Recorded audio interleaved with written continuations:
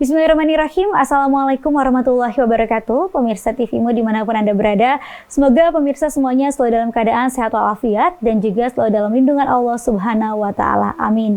Dan juga senang sekali, puji syukur kehadirat Allah Subhanahu wa Ta'ala karena program CAP atau catatan akhir pekan bisa kembali hadir menyapa Anda semuanya bersama dengan saya Vini Liani dan juga tentunya didampingi oleh ayahanda kita Bapak Profesor Dadang Kahmat MSI yang saat ini sudah terhubung melalui virtual meeting. Untuk itu langsung saja kita sapa.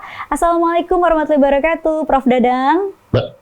Waalaikumsalam warahmatullahi wabarakatuh. Apa kabar, Prof? Sehat ya, Prof? Baik. Alhamdulillah, baik. Alhamdulillah. Prof, selamat Hari Raya Idul Fitri juga kami ucapkan untuk Prof dan juga keluarga semuanya. Sama-sama, minal aidin wal faidin, taqabbalallahu minna wa minkum syamana wa syamakum. Baik, sama-sama Prof. Ya Prof, kali ini dalam CAP kali ini kita akan mengangkat tema, juga membahas tema mengenai makna kemenangan Hari Raya Idul Fitri 1445 Hijriah. Nah, ini sebenarnya makna Idul Fitri bagi umat Islam ini seperti apa sih Prof? Kenapa Idul Fitri selalu dikaitkan dengan kemenangan bagi umat Muslim setelah sebulan penuh berpuasa? Ya, bismillahirrahmanirrahim. Para pemirsa TVmu yang dirahmati Allah, Assalamualaikum warahmatullahi wabarakatuh. Selamat Idul Fitri 1 Syawal 1445 Hijriah. Dan kita hari ini adalah hari kemenangan kita. Kita bergembira ria karena Idul Fitri itu adalah idul hari raya kembali kepada fitrah kita, kembali juga kepada futur ya. Fitrah itu kesucian dan futur itu adalah makan. Jadi kita lagi makan siang. Kalau kemarin waktu Ramadan kita dilarang oleh Allah untuk makan siang ya. Karena kita harus berpuasa dari mulai terbit fajar sampai terbenam matahari. Nah, sekarang sudah Idul Fitri itu dibebaskan Allah. Sehingga Rasulullah SAW bersabda, "Lisaimi parhatani, parhatun indal iftar wa parhatun indal liqa'i rabbih." Bagi yang berpuasa itu ada dua kegembiraan, yaitu kegembiraan ketika kita berbuka atau Idul Fitri bisa juga, dan kegembiraan ketika kita bertemu dengan Allah Subhanahu wa Ta'ala nanti di akhirat. Oleh karena itu wajarlah kita ini bergembira, berbahagia. Dan juga disebut dengan hari kemenangan karena kemenangan kita melawan dorongan hawa nafsu, karena kita selesai mengerjakan ibadah yang berat ya, yaitu menahan lapar dan minum, juga sembahyang malam, sehingga kita terasa lemah di fisik siang hari dan terasa lemah juga karena ngantuk ya, karena malam hari kita dikurangi tidur. Oleh karena itu sekarang sudah selesai semuanya ujian itu, dan kita sekarang mendapatkan kemenangan melawan dorongan-dorongan jasmaniah di siang hari. Itu mungkin yang makna kemenangan itu. Baik Prof, jadi itulah makna kemenangan bagi umat Muslim karena sebelumnya selama berpuasa kita sudah menahan dari makan dan minum, juga mengontrol hawa nafsu kita. Nah, Prof, sebaiknya apa yang umat Muslim lakukan, mungkin baik dari hal yang wajib ataupun yang sunnah pada saat Hari Raya Idul Fitri ini agar maknanya ini semakin meresap ke dalam relung hati kita, Prof? Ya, Idul Fitri ini kan perpaduan antara syariah dengan tradisi kita. Kalau menurut syariah kita kan kemarin sudah membayar zakat fitrah sebagai suatu implementasi dari kelaparan kita kemarin waktu saum, maka kita pun merasakan empati kepada mereka yang selalu kelaparan. Maka di hari gembira ini semua harus menikmati makan dan kita membagi zakat fitrah yang tadi. Terus malamnya kita mengagungkan asma Allah dengan takbir. Dan besoknya pagi-pagi Idul Fitri itu kita sholat Id ya di lapangan, yaitu sholat Idul Fitri ditambah dengan khutbah di lapangan, dan setelah itu ya kita mungkin bersilaturahim dengan teman-teman dan anetolan keluarga. Tapi tradisi-tradisi di Indonesia ditambah dengan makan ketupat, dengan kita makan-makan enak, dengan membagi-bagi hadiah, bahkan kita berkunjung ke orang tua yang jauh, cuma mudik ya. Itu tradisi-tradisi lokal, tradisi Indonesia yang boleh-boleh saja karena itu adalah ekspresi kegembiraan kita ketika di bulan Ramadan ini. Ya, baik Prof. Jadi itu dia penggabungan dari syariat dan juga tradisi yang tentunya itu sah-sah saja ya, Prof Dadang, untuk dilakukan oleh kita semua. Nah, untuk pada saat Idul Fitri juga sebenarnya ini identiknya kan dengan memakai pakaian terbaik atau pakaian baru ya Prof ya. Nah, sebenarnya ini apa sih yang utama yang harus hadir yang baru dalam diri kita sebagai umat muslim pada saat hari kemenangan ini, Prof? Ya, saya kira pakaian baru sah-sah saja ya.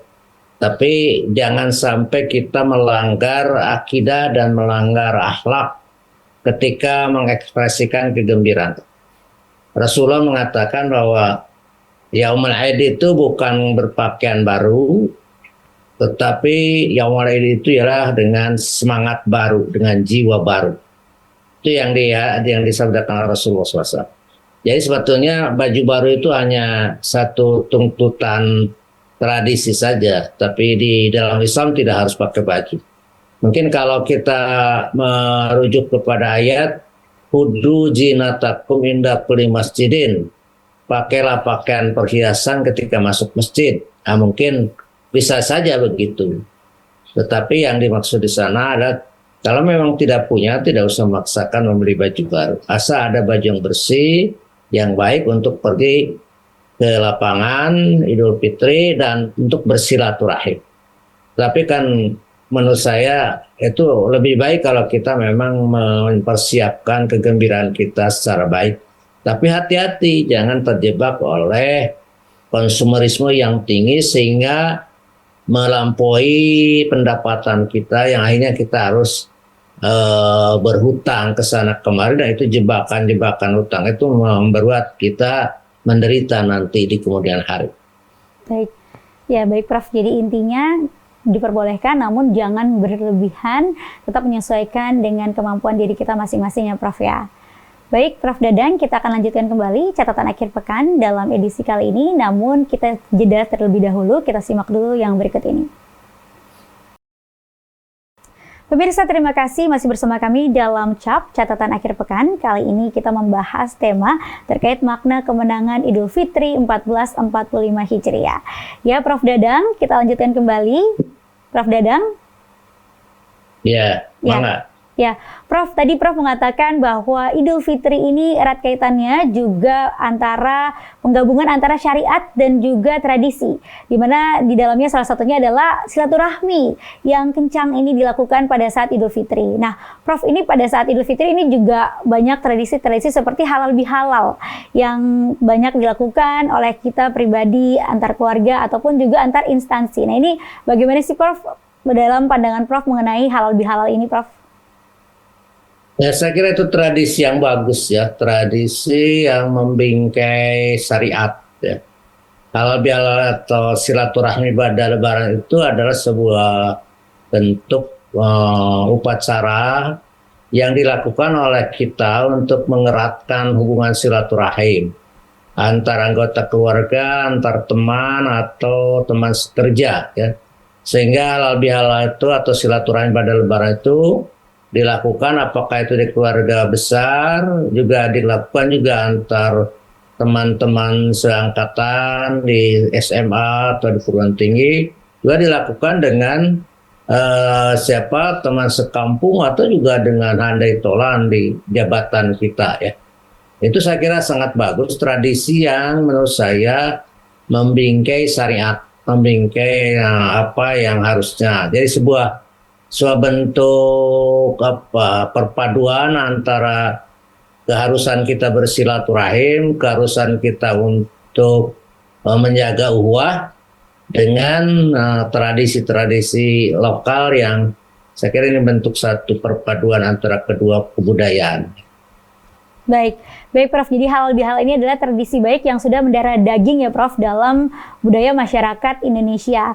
Namun Prof, sebenarnya dalam halal bihalal ini dan juga silaturahim tentunya adab-adab apa saja sih yang perlu dijaga ataupun juga dihindari?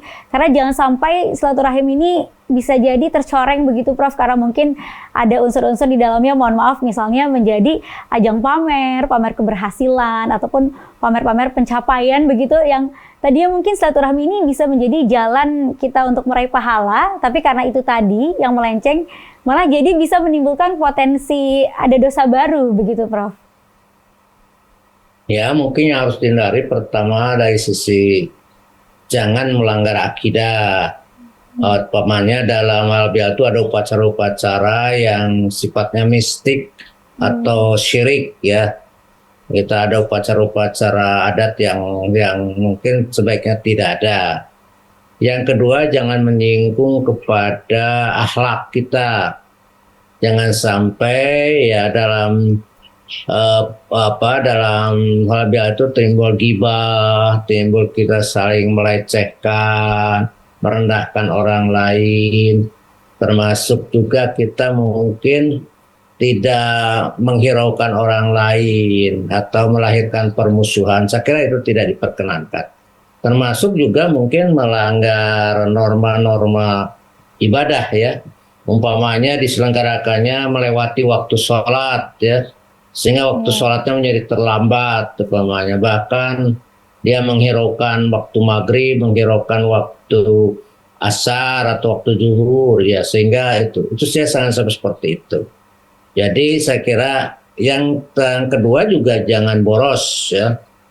Nah, boros itu masuk kepada israf. Jangan berlebih-lebihan. Wala tusrifu innallaha la yuhibbul musrifin. Jangan berlebih-lebihan dan Allah tidak menyukai orang yang berlebih-lebihan. Gitu. Ya. Baik Prof, jadi itu tadi yang harus diperhatikan adab dalam halal bihalal ataupun silaturahmi, itu jangan melanggar akidah. Tentunya juga tetap harus memperhatikan waktu ibadah atau waktu sholat ya Prof ya.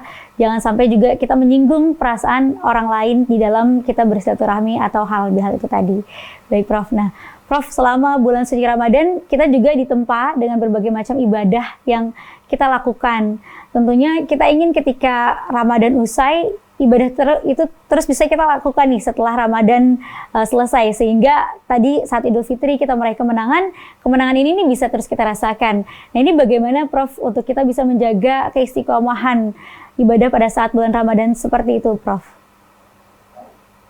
Ya, dalam bulan Ramadan kita didik oleh Allah itu pertama imsak, menahan diri ya.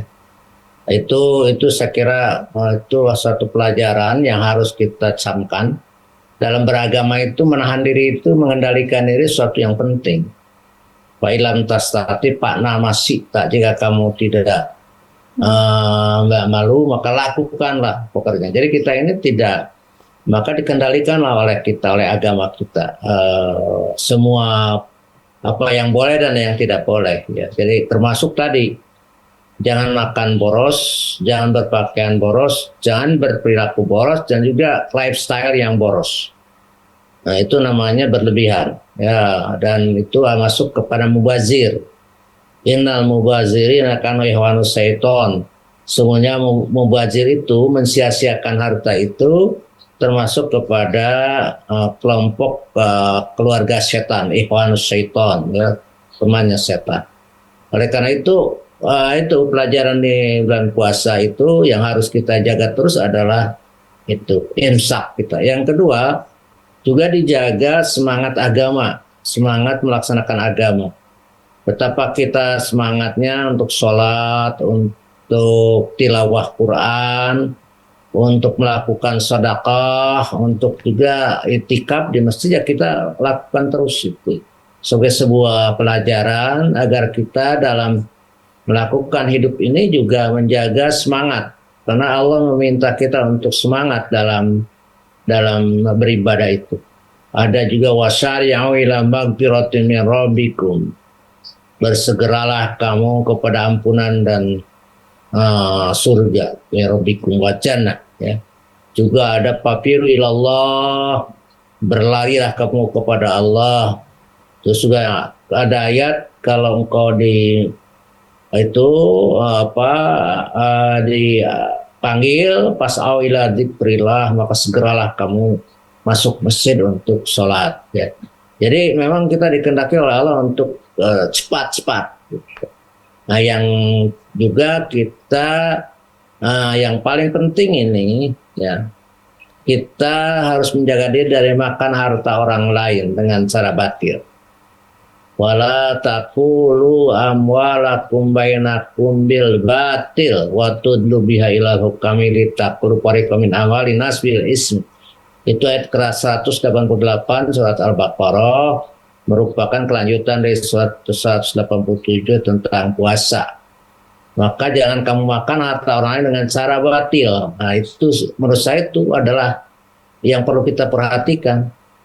Karena waktu puasa sebulan kita bisa menahan diri dari makan harta kita yang halal, maka di bulan-bulan ini kita harus bertahan untuk tidak memakan harta orang lain dengan cara batil. Itu. Baik, terima kasih Prof atas penjelasannya. Itu tadi hal-hal yang harus kita jaga selama bulan Ramadan dan juga kita teruskan untuk menjaga hal tersebut selama bulan-bulan selanjutnya setelah bulan suci Ramadan, termasuk menjaga diri dari memakan harta yang batil atau haram. Baik, terima kasih Prof. Kita akan lanjutkan kembali, namun kita jeda sejenak terlebih dahulu. Pemirsa, jangan kemana-mana, tetap di acara CAP, Catatan Akhir Pekan. Kita simak dulu yang berikut ini. Pemirsa, terima kasih masih bersama kami dalam Catatan Akhir Pekan bersama dengan ayahanda kita, Bapak Profesor Dr. Dadang Kahmat. Kita lanjutkan kembali, tema kita mengenai makna kemenangan Hari Raya Idul Fitri 1445 Hijriah. Baik, Prof. Dadang, ini tentunya umat muslim kita diharapkan bisa benar-benar memaknai Hari Raya Idul Fitri ini.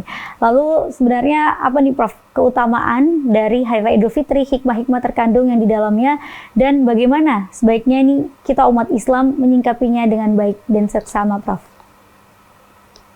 Ya, saya kira keutamaan Idul Fitri pertama ya kita bahagia ya karena janji Allah, man shoma Ramadhana imanan wa ihtisaban ghufira lahu ma taqaddama min dhanbi. Kita ini dijanjikan oleh Allah sebagai orang yang diampuni dosa karena kita telah melaksanakan ibadah puasa selama sebulan dan juga telah menyelenggarakan ibadah-ibadah lain yang menghapus dosa.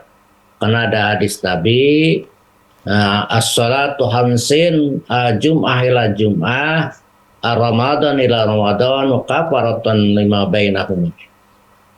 Dan sholat 5 waktu, terus sholat Jumat dan puasa Ramadan adalah menghapus dosa-dosa di antara puasa Ramadan yang lalu dan puasa Ramadan yang sekarang.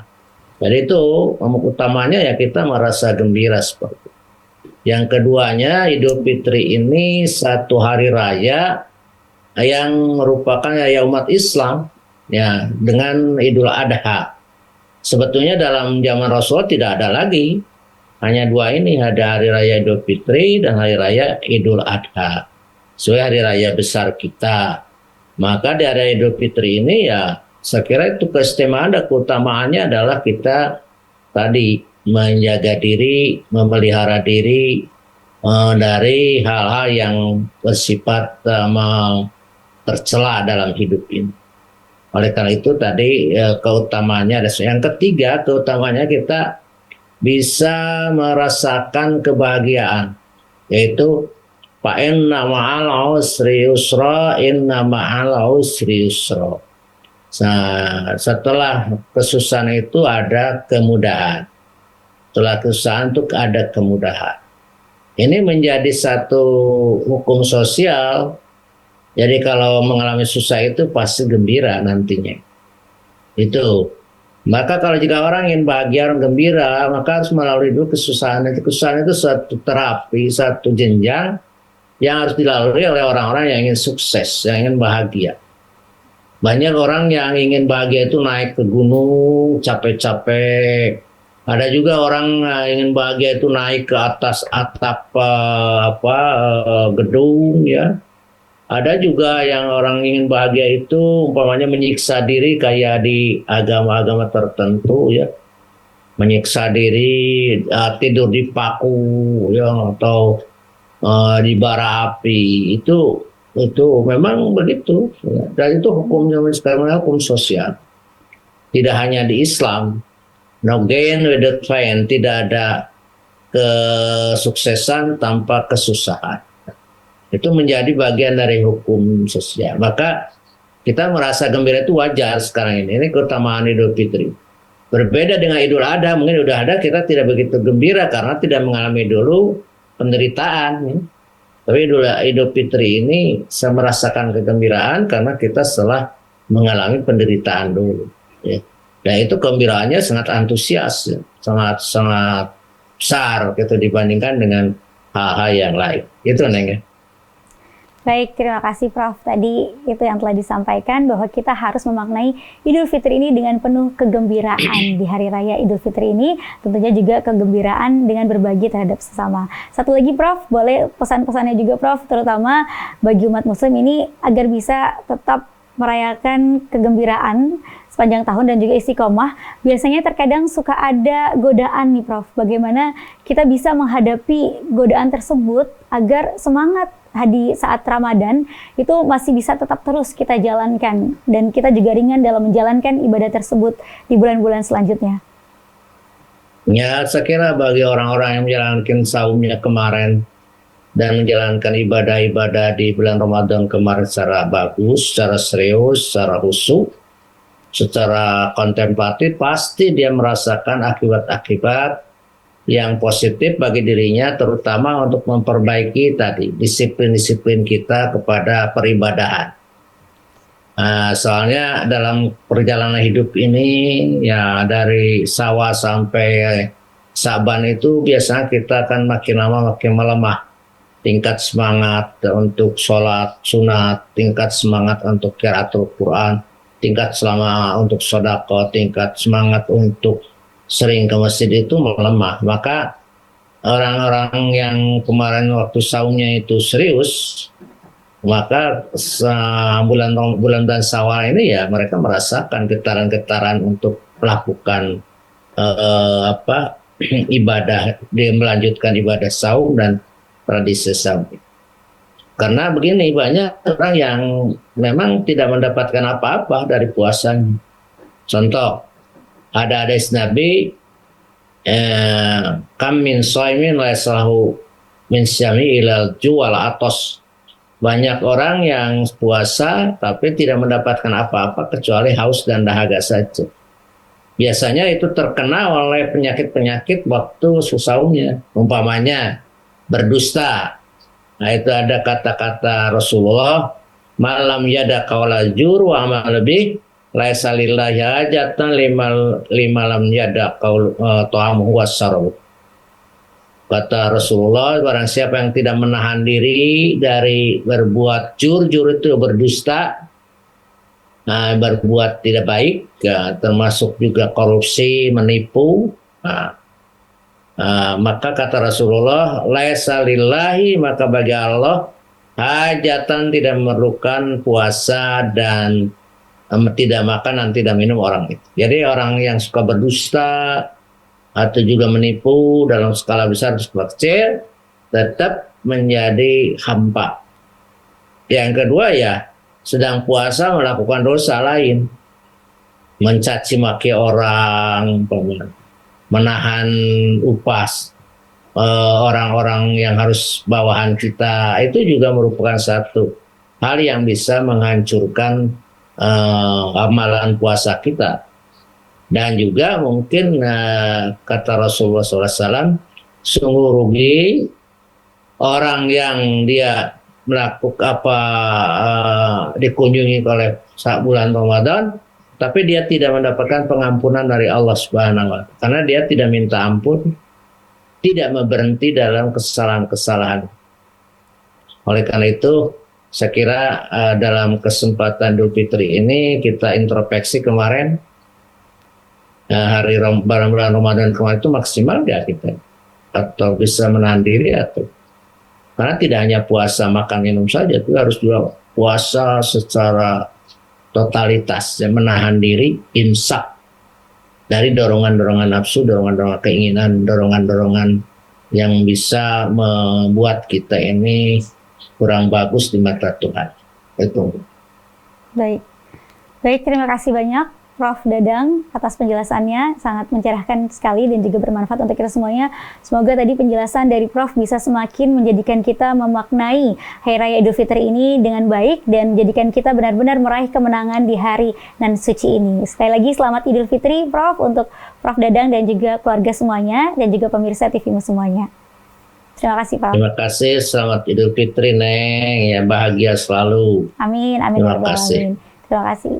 Dan pemirsa TV-mu, terima kasih juga telah menyaksikan acara CAP Catatan Akhir Pekan ini dari awal hingga akhir. Tidak terasa kita sudah sampai di penghujung acara ini. Izinkan saya Vini Oliani bersama kerabat kerja yang bertugas juga mohon pamit undur diri. Tidak lupa kami juga mengucapkan selamat Hari Raya Idul Fitri 1445 Hijriah. Mohon maaf lahir dan batin.